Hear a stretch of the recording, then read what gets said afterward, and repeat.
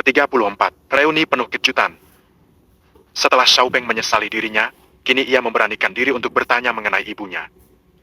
Paman, aku ingin menanyakan satu hal yang sangat penting bagiku. Ucap Xiaopeng. Silakan saja nak, akan ku jawab jika itu masih dalam pengetahuanku. Yao Su tersenyum tipis. Apa paman masih mengingat ini? Xiaopeng mengeluarkan lencana yang diberikan oleh ibunya. Sungguh terkejutnya Yao Su ketika melihat lencana warna biru milik Yao Jing. Apa seharusnya aku memanggil kakek? Lanjutnya. Sungguh tak menyangka jika kamu adalah cucuku. Yao Su memeluk Xiaopeng dengan sangat erat. Rasa rindu Yao Su sedikit terbayarkan dengan kedatangan cucunya ini. Song San semakin dibuat terkejut dengannya. Ia tak pernah menduga kalau Xiaopeng merupakan keturunan langsung dari sekte awan suci. Kini Song San mengetahui alasan mengapa Xiaopeng sangat ingin pergi ke sekte ini. Cucuku, ceritakan semua tentang ibumu. Betapa rindunya aku pada Jinger. Yao Su melepaskan pelukannya. Xiaopeng menceritakan semua yang ada di ingatannya mengenai Xiao Jing. Itu semakin membuat Yao Su bersedih karena merasa bersalah tak mengizinkannya kembali ke sekte. Kek, Pengger ingin mendengarkan penjelasan kakek mengenai ibu yang tak diizinkan kembali ke sekte. Ucap Xiaopeng. Aku hanya ingin menyembunyikan keberadaan Jinger sebelum perang besar terjadi. Aku tak ingin kehilangan satu-satunya putriku, jadi aku tak mengizinkannya kembali ke sekte. Terlihat air mata Yao Su menetes perlahan. Ia sangat menyesal karena tak mengizinkan Yao Jing pulang.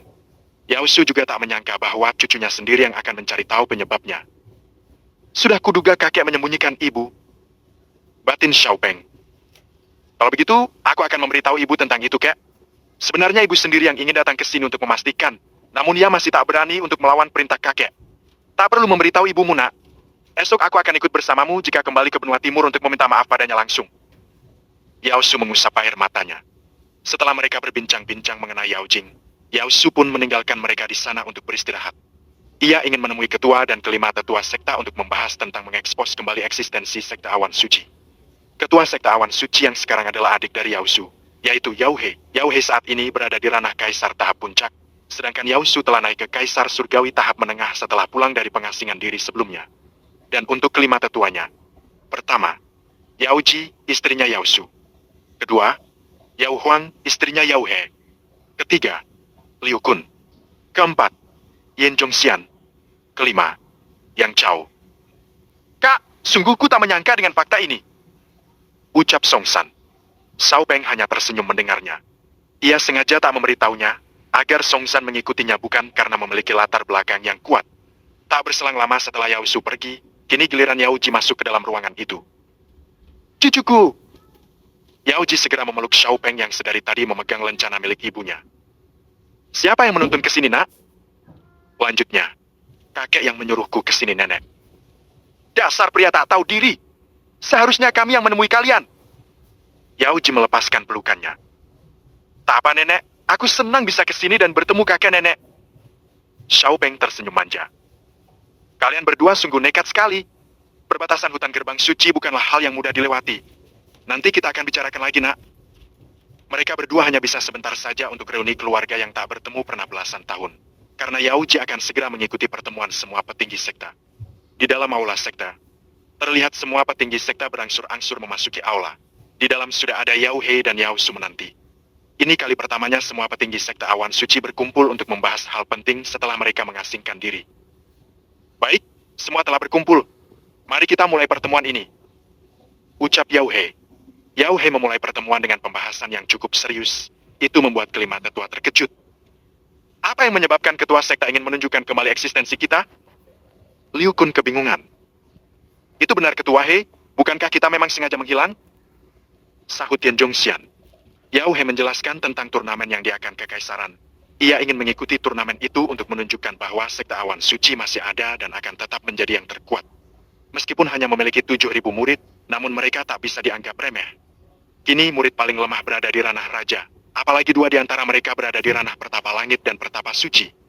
Seharusnya dengan begitu mereka masih bisa dianggap sekte terkuat di benua tengah. Apakah kalian bersedia dengan keputusan ini? Ucap Yao He. Saya akan setuju jika kita memiliki kandidat yang bagus untuk mengikuti turnamen itu. Jawab Liu Kun. Kurasa itu ada benarnya. Kita hanya memiliki 2 murid tertinggi. Dan mereka juga tak memiliki pengalaman yang lebih. Sahut Yang Chao.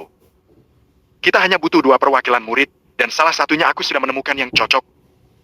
Ucap Yao Su. Maaf leluhur, bisa beritahu kami siapa yang Anda maksud? Yen Zhongxian kebingungan.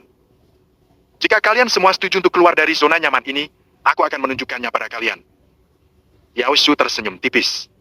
Perkataan Yao Su membuat semua orang penasaran, kecuali Yao Ji. Yao Ji tahu siapa yang dimaksud oleh suaminya itu. Bahkan Yao He pun tak diberitahu oleh kakaknya jika keponakannya telah tiba di sekta.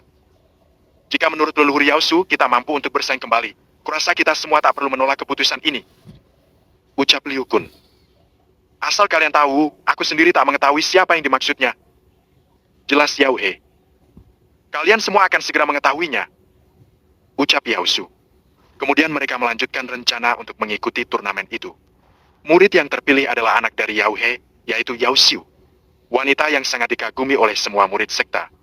Tak hanya cantik, ia juga cukup cerdas dan berbakat. Banyak yang menganggap Yao Xiu ini sebagai titisan dari leluhur sebelumnya. Pertemuan itu berakhir setelah memilih Yao Xiu sebagai kandidat murid yang mengikuti turnamen kekaisaran. Namun mereka semua tak diperbolehkan Yao Xiu untuk meninggalkan aula, karena ia akan memanggil Xiao Peng. Yao He, panggil putrimu sekarang. Aku akan menjemput muridku. Ucap Yao Xiu. Baik, Kak. Mereka berdua keluar dari aula. Sepertinya murid leluhur Yao Xiu ini spesial. Ucap Liu Kun kepada Yen Zhongxian. Seharusnya begitu. Setidaknya setara dengan Yao Xiu. Balas Yen Zhongxian.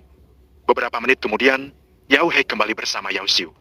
Semua orang menyambut dengan senyuman ketika mereka berdua datang.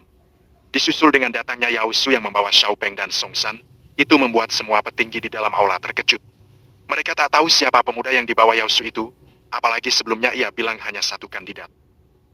Para tetua sekalian, perkenalkan ia adalah Xiao Peng, murid yang akan masuk sekta dan menjadi kandidat peserta turnamen kekaisaran. Ucap Yao Xiu. Xiao Peng hanya tersenyum kepada ketua dan kelima tetua sekta, sedangkan Song San duduk di belakang para tetua. Semua orang di dalam sedikit terkejut dengan ucapan Yao Xiu itu, apalagi yang ia bawa masih menjadi calon murid. Leluhur Yao Xiu, bukankah ini aneh? Kenapa Anda memilih pemuda yang belum menjadi murid sekta? Ucap Liu Kun. Itu benar leluhur Yao Xiu, apalagi kita para tetua tak mengetahui kemampuannya. Sahut Yang Zhao. Yao Xiu dan Yao Ji hanya tersenyum ketika para tetua itu protes kepadanya. Xiao Peng, apa yang akan kamu lakukan untuk membuat mereka percaya kepadamu? Ucap Yao Ji. Mungkin ini akan membuat para tetua sekalian percaya padaku. Xiao Peng mengeluarkan 2 inti api di tangannya. Seketika itu juga semua orang terkejut, bahkan Yao He sekalipun. Yao Xiu yang sudah melihat itu hanya tertawa dengan ekspresi semua orang. Nak, siapakah dirimu sebenarnya? Kenapa kamu bisa mengendalikan 2 inti api sekaligus? Liu Kun sangat terkejut dengan kekuatan Xiao Peng. Maaf tetua, tidak hanya 2, namun 3. Kemudian Xiao Peng mengeluarkan inti api bumi. Kini semua orang terkejut tak terkecuali.